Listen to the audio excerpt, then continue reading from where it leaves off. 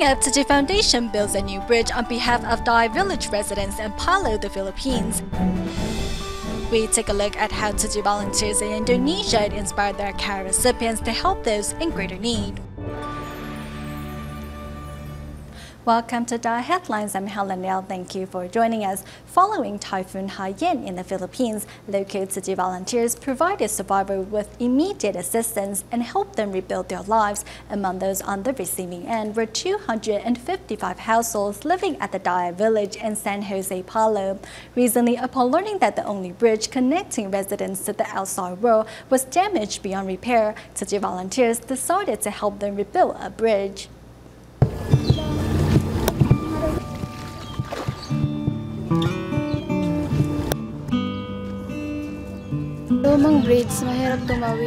I was always soaking wet when I crossed the river. I was often late for class 2. Some 2 years ago, due to Typhoon Haiyan, the bridge connecting residents of DaAi village in San Jose, Palo to the outside was destroyed. Since then, residents have been only able to commute by bamboo raft or walk longer distances to their destination. As many families cannot afford the boat fare, many children were forced to quit school. Thankfully, Tzu Chi volunteers have arrived with hope. Putting her uniform on once again is Mary and Rodosa, who can finally return to school because of this new bridge. I can continue my education because of this new bridge. It is very convenient. Now I'm almost always the first to arrive at school. To make life more convenient for DaAi village residents, the Tzu Chi Foundation reconstructed the bridge using money donated by the alumni of St. Stephen's High School. After a month of planning, the construction of the new bridge, which can withstand strong winds and earthquakes, finally begins in May. On July 27, after a ribbon-cutting ceremony joined by the Tzu Chi Philippines chapter director and Palo City Mayor, the bridge officially opens to the public. To safeguard those crossing the bridge, a resident happily shoulders the task of security. My job is to make sure my fellow villagers can cross the bridge safely. Sometimes children will want to climb up the fence. I will stop them because it is dangerous. Besides residents, bicycles and motorcycles are also allowed to cross the bridge. However, pedicabs are not permitted for safety reasons. To put every penny to good use, the Tzu Chi Foundation also built a concrete bridge inside the DaAi village. Thanks to a lot of Tzu Chi volunteers, DaAi village residents can now commute safely to school and work. Tzu Chi volunteers in the Philippines have been caring for a bone cancer patient who has had to support her 3 children since her husband was in prison. A 20-kilogram tumor had been growing on her left arm, but with Tzu Chi's financial assistance, the mother finally went through surgery to amputate her left arm and save her life.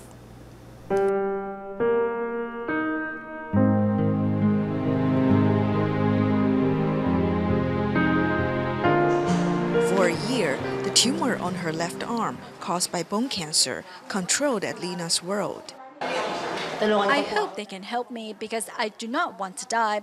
Amputation is fine with me. The important thing is for me to stay alive because I still want to see my children and take care of them.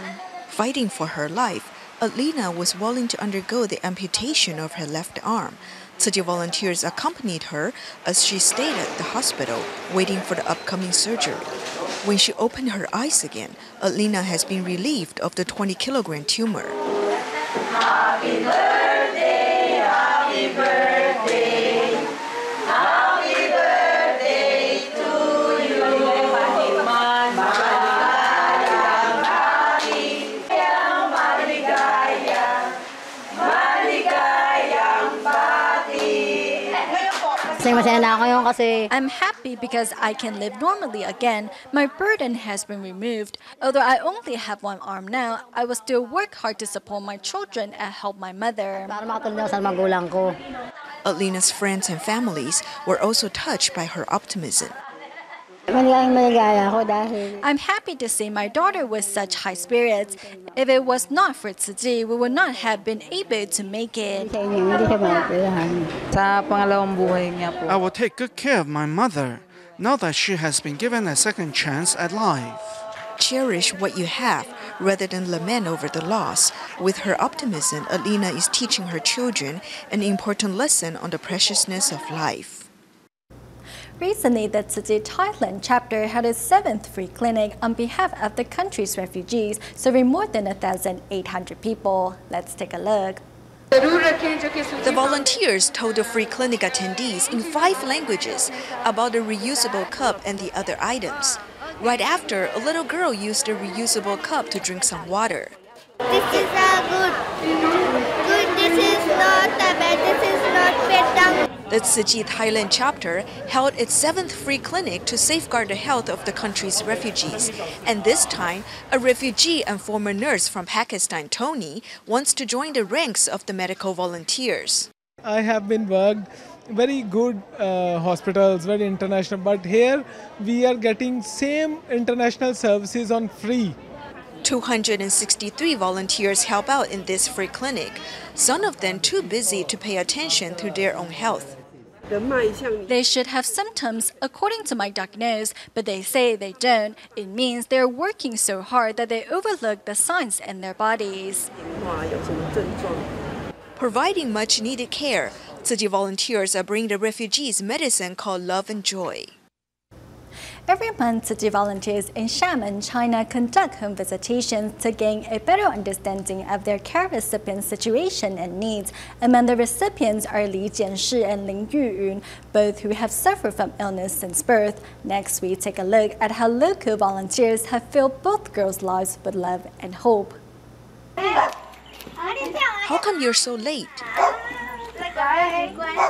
Standing by the door to welcome the Tzu Chi volunteers is Grandma Ling, who always looks forward to the volunteers' monthly visits. How many Tzu Chi aunts are there?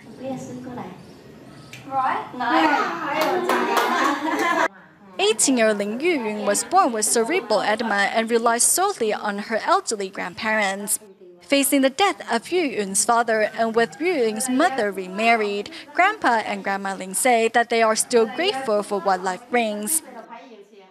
Tzu Chi reached out to us to help my granddaughter. I am very grateful.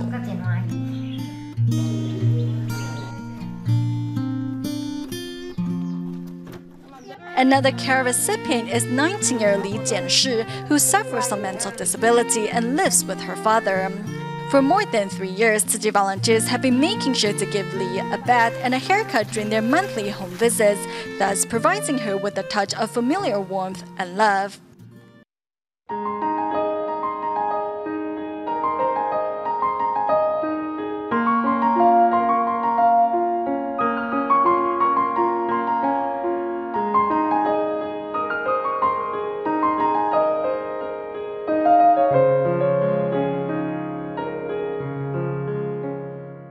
Five policemen and firefighters and 2 volunteer firefighters were lost in last year's Kaohsiung gas explosions, while 37 others were injured. After a year of recuperation and physical rehabilitation, 26 of them have returned to their post. Among the 11 who are still recovering, firefighter Yu Taiyun, who suffered burns to 20% of his body, has been undergoing rehab for 6 to 7 hours a day just so he can get back to work.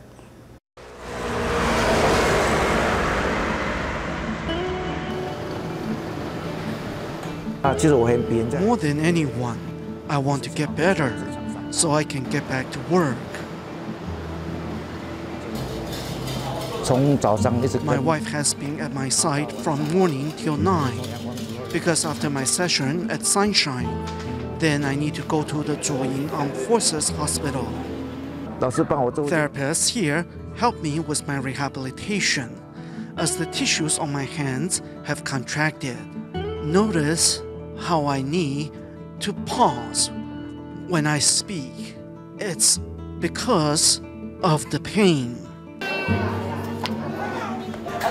I can't move my fingers very well. See? Look, look.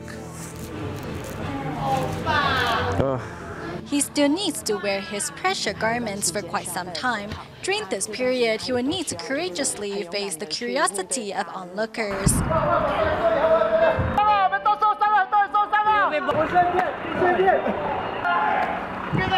I wasn't only one injured. Many citizens were also injured. What would happen to them if I got on the ambulance first? Enduring his injuries, Yu continued with the rescue effort until he passed out from the pain. I can't go on without my wife. We are connected at the hip now. If she doesn't drive me, I can go to my rehab. Thank you for your support. It is important for your family to be supportive.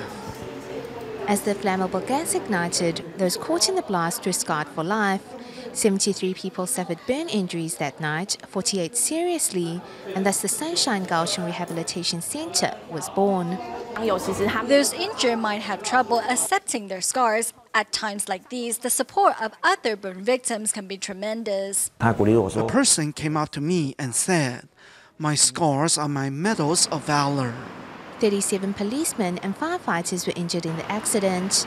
11 of them are still recuperating, while 26 have returned to work. I can still remember the distinct smell of propylene, but now I can't smell it anymore, as my olfactory nerve was damaged permanently. Huang still leads his team in detecting gas leaks. If something like this ever happens again, I want to do my best to make sure the same mistakes are not made. After the disaster, Tzu Chi immediately began its community support protocol.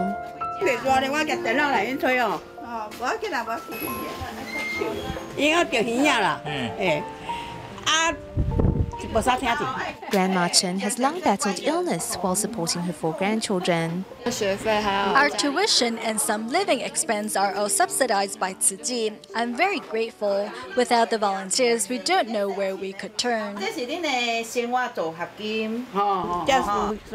Tzu Chi's brothers and sisters came and helped us.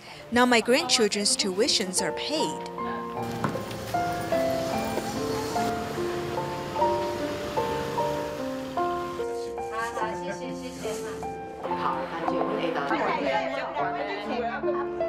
The pain and sorrow of the tragedy remain 1 year later, but with support and love, this might just mark the beginning of a blessed future for the victims of the Kaohsiung gas explosions. Next, we meet burn survivor Cai Yimin, who suffered burns through 30% of his body in an accident 30 years ago. In spite of what he has been through, Cai now works at Taiwan Railways Administration and volunteers at a support group for burn victims.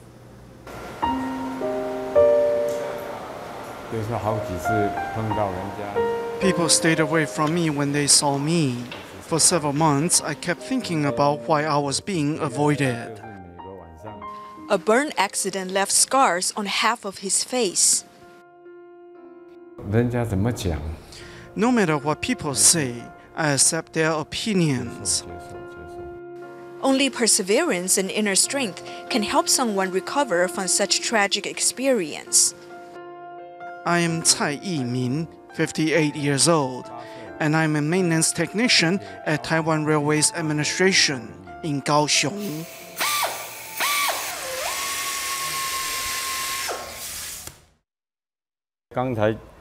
The rotation speed was abnormal, so I could not loosen the screws.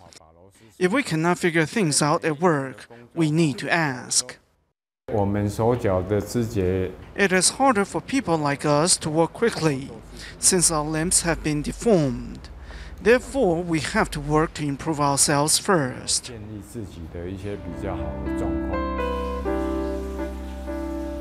Cai sustained burns to over 30% of his body in an accident 30 years ago. With his right face severely burned, he had to give up his dream of running a business. Nevertheless, he has found a way out. As a businessman, you have to face customers. If customers shun you, how can you do business? So I had to look for technical work.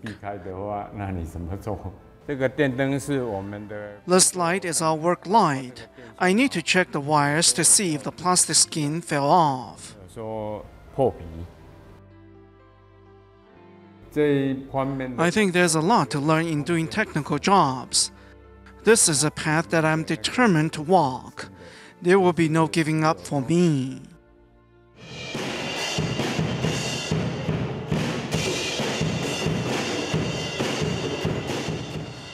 Kaohsiung's Train Young Association is a support group for burn victims, as well as the handicapped, and it provides music therapy for individuals with Down syndrome. Tsai plays an important role at this organization. I come here to get to know more people. They are more effective than social workers and psychologists in encouraging burn victims. No one can tell how many obstacles there are in life, but Tsai has engaged himself wholeheartedly to start a new life as a burn survivor.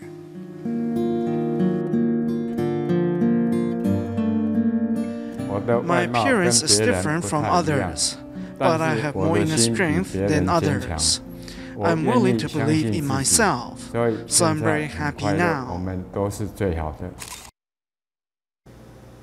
Besides providing care and material assistance to the volunteers in Indonesia hold monthly gatherings for their care recipients as well. Through these monthly get-togethers, care recipients have learned about Tzu Chi and were thus inspired to do something to help others in need. Listening to Master Zheng Yan's sermon at this monthly gathering for Tzu Chi care recipients, participants have found that the Dharma has helped clear their minds of afflictions. Although 17-year-old Elias Basita lost his parents at a young age, he knows he's not alone, as he has his Dharma family by his side. I am really glad to have Tzu Chi in my life. The volunteers have helped me, and I have found my purpose in life. I'm also more optimistic about the future now. Ati's child was diagnosed with hydrocephalus at 3 months. I get diapers and formula from Tzu Chi every month for my son.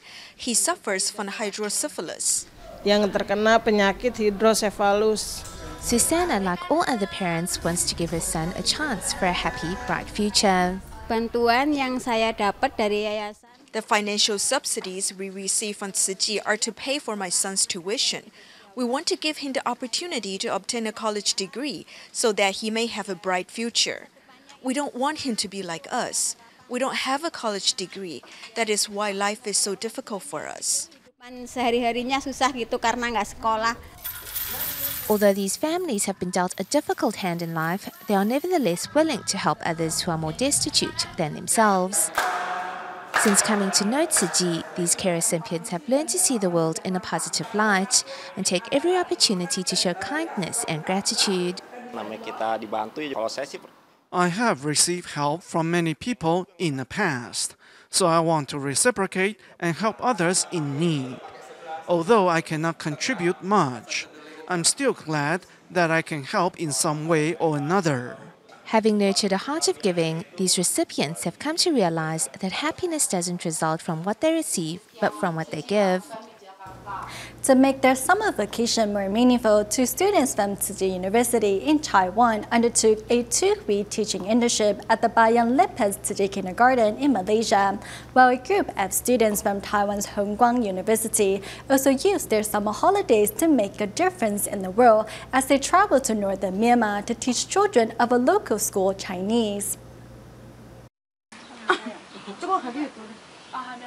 Visiting the home of a local Burmese, the minute they stepped inside the house, students of Taiwan's弘光University were stunned by what they saw. The walls are made from clay and straw mixed with cow manure. We were completely taken aback when we entered the house. We had never seen anything like this. Stunned to learn that the walls are made from mud mixed with cow manure, something they would never see back home, students realized the scarcity of resources here in northern Myanmar, which motivated them to do more for the children here. They are extremely keen on learning. They really paid attention to what we had to say. As students had difficulties adjusting to local conditions, some experienced upset stomachs, while a few suffered from heat stroke. However, reminded of their purpose here, students endured their discomfort and focused on accomplishing their mission. If we all gave in at that point in our journey, then the entire trip would have been for nothing.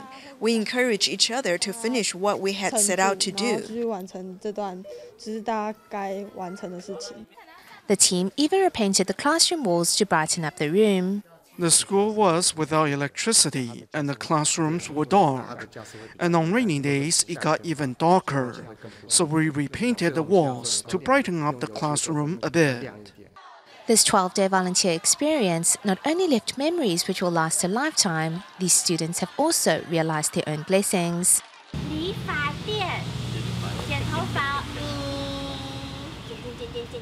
Taking students on a field trip around the community, 2 students of Tzu Chi University are here in Malaysia for a 2-week internship at Bayan Lepas Tzu Chi Kindergarten. Although we take notes during class, it's not as practical as getting hands-on experience at a kindergarten. And through interacting with children in a setting like this, we can apply theories to practice. This is actually our first time, and we had to devise a teaching plan. We are very thankful to the teachers and students for giving us their full cooperation so that we were able to successfully carry out our plan.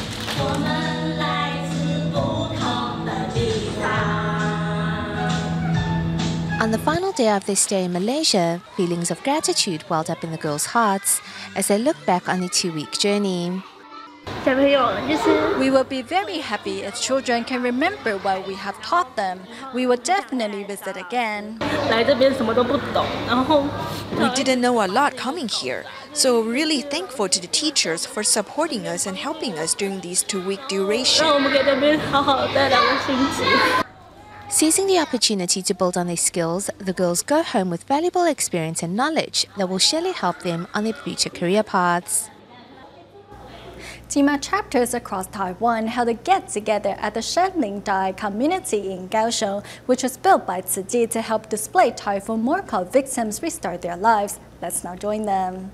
170 TIMA doctors in Taiwan are visiting the Shenling DaAi community in Kaohsiung, which is home to displaced Typhoon Morkov victims.